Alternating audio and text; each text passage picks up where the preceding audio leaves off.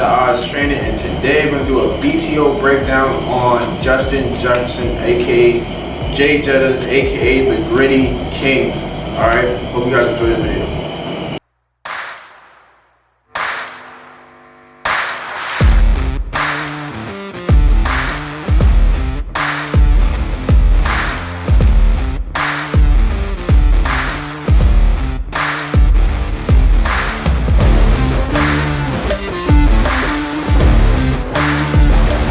Alright, so in this first clip we have example of the skip release. He's against the Titans. I think it's against Malcolm Butler. I can't really see from here, but he uses this really well. Again, he kind of gets out of the DB's frame. Now when you get outside of DB's frame, they have to move with you, right?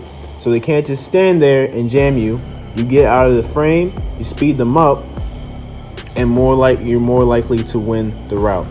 So you see, he comes off the ball, skips, gets physical, breaks on the out route. Now, again, that is an out route, but I think he does it very well because as soon as Malcolm Butler gets hands on him, when he comes out of the release, he breaks it off. He's aggressive. He doesn't let him get his chest, only his shoulder, and that's honestly the best place where you want the DB's hands is on your shoulder because they can't really control you there. You can always shed and rip it off. What makes Justin Jefferson so special is his free athletic ability. He has his own style, his own way of moving, and I love it. So one of the things that separates him also, which is kind of separates everyone in the league, is one of his releases and his route run. Now one of his signature releases is the skip or the slide release. Kind of, I would say more of a skip.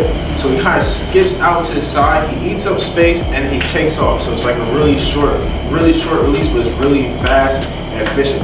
Once you speed up the DB, the more you're able to control the route, right? You can dictate. If you're having a panic mode on his heels, you're more likely to win the route or the release, all right? So this next clip is another example of the skip release. He does just a great job against this Houston Texans DB.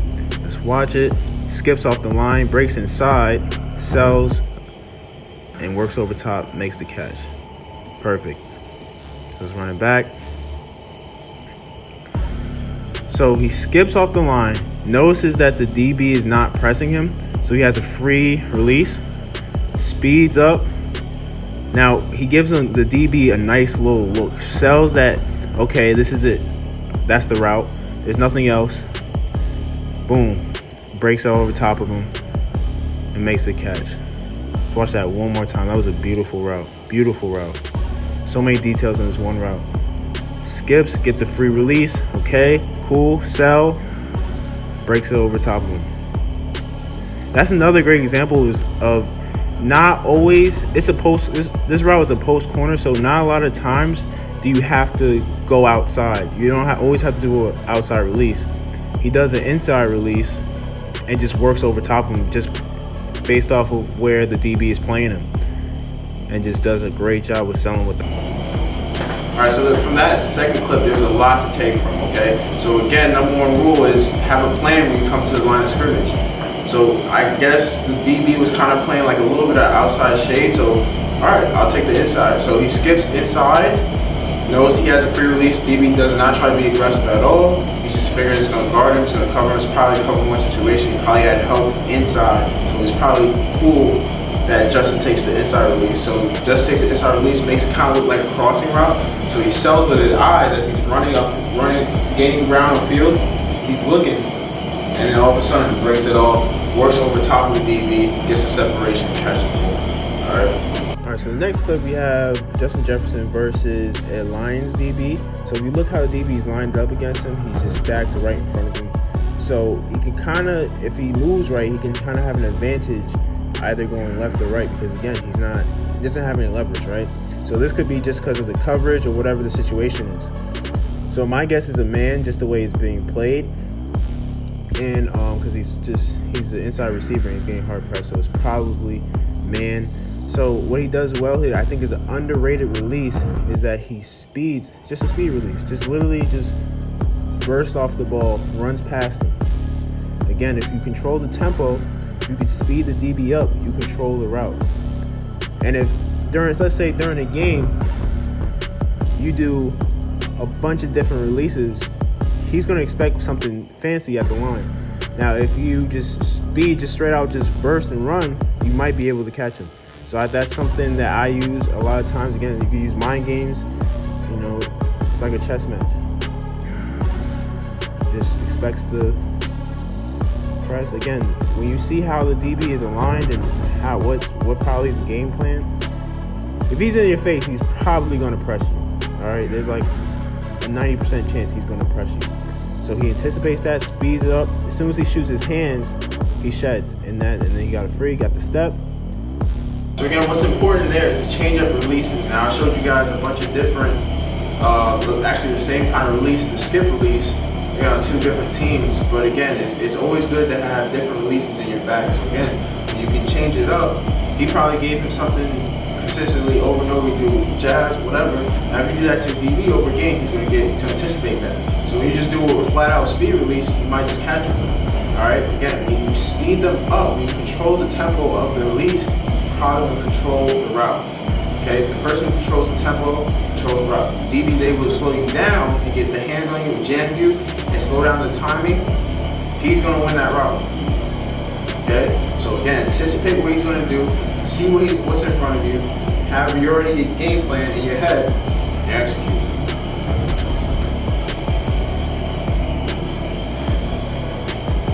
The Texans again, but now it's an off coverage. So he kind of uses a rocker step. Now, if you don't know, the rocker step is kind of like a Euro step in basketball. So again, the DB's playing off of him.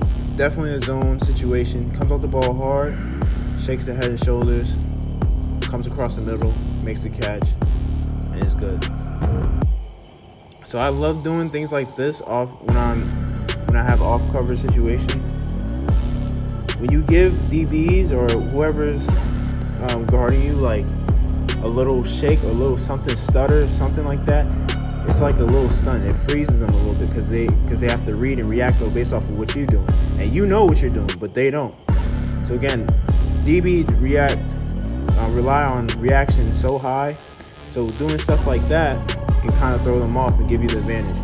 Now also the route combo also helps. As we see Adam Thielen kind of go across and take the other man's deep, and that gives him kind of open. But again, throw stuff like this in your things, in your routes. Comes out the ball and is nice. The concept with the rocker step, again, is shifting 1, 2, can be used even on your releases. So again, like he comes out the ball, he skips 1, 2, 3, one hard step, cuts back inside, makes a great catch.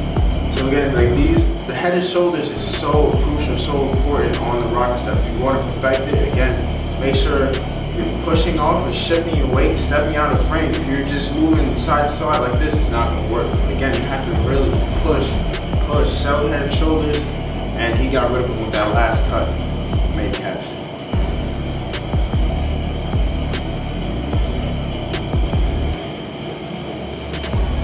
So for our last clip of the day, I just want to show again how kind of the rocker step or that same kind of concept can be used.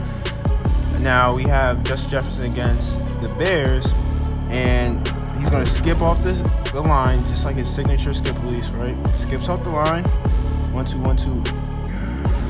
It literally looks like he's playing basketball out there. Just shifts his weight side to side to side and makes one final break.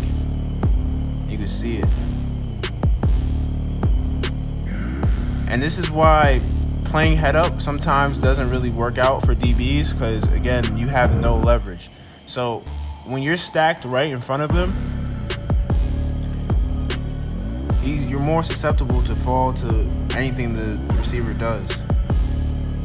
You see the head and shoulders. That is the most important part of this. Side to side to side to side. One hard stick, catch, good. So you can throw things like that, like the rocker step or anything low, stutter step, whatever, into your routes, especially when they're playing off coverage, again, to stun and freeze the DB, because they are solely reacting based off of what they're seeing. So if you give them a little something to see, they're going to react to it, okay? And again, the rocker step is really mainly head and shoulders. It's just like James Harden coming down the lane. It's a Euro step. 1, 2, smooth, and he breaks off. So that's all I have for you guys today. Make sure you like, comment, subscribe. Let me know who you're going to have next I'll probably put a poll up on Instagram, so let me know. Please vote. If you see the poll on Instagram, please vote. I appreciate you guys tuning in. Catch you guys next time.